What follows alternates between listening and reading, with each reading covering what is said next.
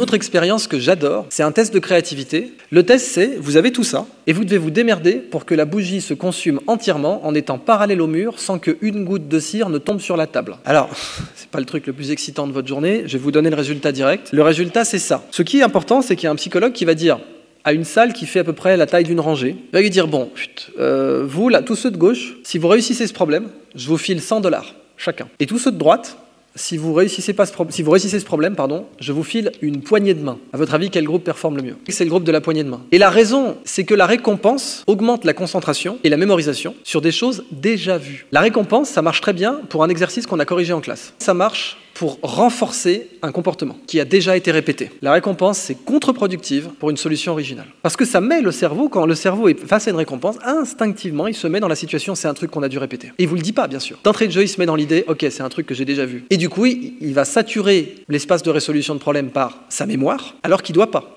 puisque la solution n'est pas dans sa mémoire. Et du coup, ça réduit les performances. Il existe donc des situations où la récompense réduit les performances. On appelle ça l'effet de surjustification. Et là, c'est flippant, parce que les ingénieurs disent, quand on n'a qu'un marteau dans la main, on voit tous ces problèmes comme des clous. Quand on n'a que la récompense de la main, on voit tous ces problèmes comme des problèmes qu'on peut récompenser. Et l'innovation dans l'histoire humaine ne rentre pas dans cette catégorie-là. Ça ne veut pas dire qu'il faut arrêter la récompense et ou les notes, même si c'est un sujet. Et sachez que la correction et la note, c'est pas la même chose. La correction, ça sert à améliorer un comportement. C'est-à-dire que si vous jouez au piano et que vous faites une fausse note, il faut vous corriger. La note, ça sert à classer. Ça sert à dire si vous avez le niveau ou pas. Mais la correction, c'est simplement ajuster un comportement. Et pour bien apprendre, il faut être corrigé souvent. Et quand on dégoûte quelqu'un de la correction, on détruit son apprentissage. Parce que pour apprendre vite, il faut être corrigé beaucoup.